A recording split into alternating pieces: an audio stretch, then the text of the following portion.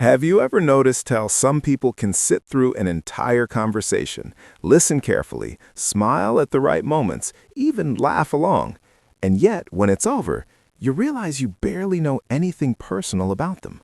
Not their deepest fears, not their private struggles, not even what really keeps them up at night. And maybe that person is you. You're friendly, you're present, you're not cold, but you just don't overshare.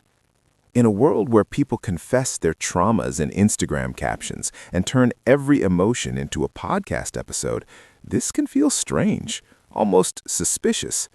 People might assume you're secretive, emotionally closed off, or hard to read. But psychology tells a very different story, because people who never overshare aren't empty. They're often full, just carefully contained. Think about how modern life works.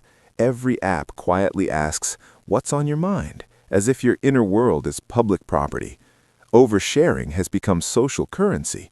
The more you reveal, the more relatable you're supposed to be. So when someone doesn't play that game, it stands out. But here's the twist. Restraint is not the absence of depth. It's often the presence of boundaries. Psychologically speaking, people who rarely overshare tend to have a strong internal filter. Their brain constantly asks a simple question before speaking: is this necessary? That pause, sometimes just half a second long, is everything.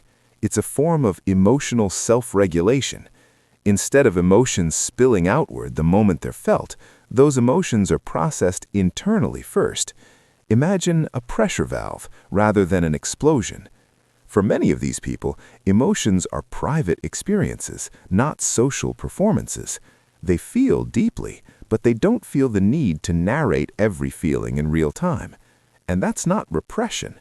Repression is when emotions are pushed away and denied. This is different.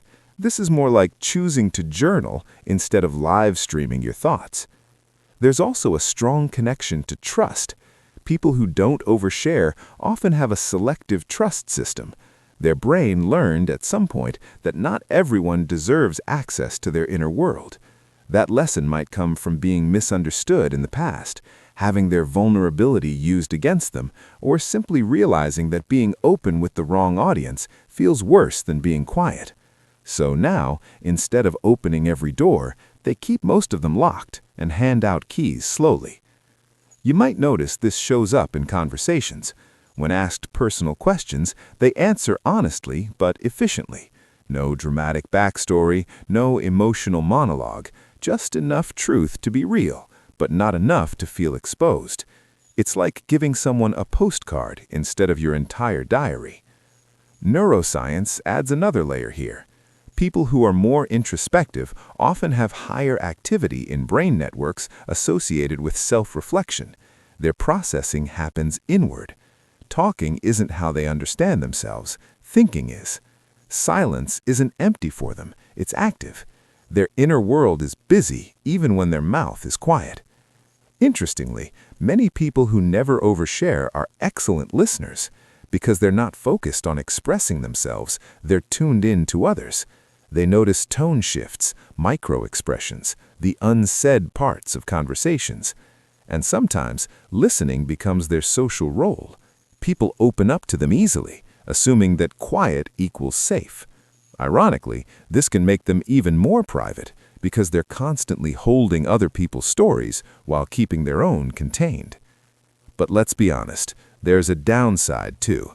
When you never overshare, people can misinterpret you.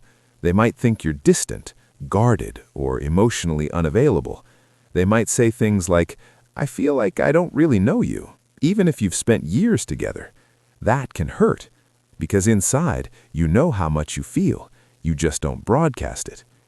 And sometimes, not oversharing becomes a habit that goes too far. Emotions that are always processed alone can start to feel heavy, like carrying groceries without ever putting the bags down. This is where growth comes in, not by oversharing, but by intentional sharing, choosing one or two safe people, one or two places where the filter can relax just a little. Here's the important reframe. Not oversharing is not emotional weakness, it's emotional discernment. It's knowing that vulnerability is powerful, and power should be handled carefully. Just like you wouldn't hand a stranger your phone unlocked, you don't hand everyone your emotional passwords. So if you're someone who rarely overshares, there's nothing broken about you. Your brain values depth over noise, meaning over attention. You don't speak to be seen, you speak when it matters. And in a world that talks constantly, that kind of quiet intentionality is rare. Maybe the real question isn't, why don't you open up more? Maybe it's, who has earned the right to hear you? If this felt a little too accurate, you're not alone. Take a moment and think about it. And if you want to explore more about how your mind works, quietly, deeply, and thoughtfully, you know where to find me.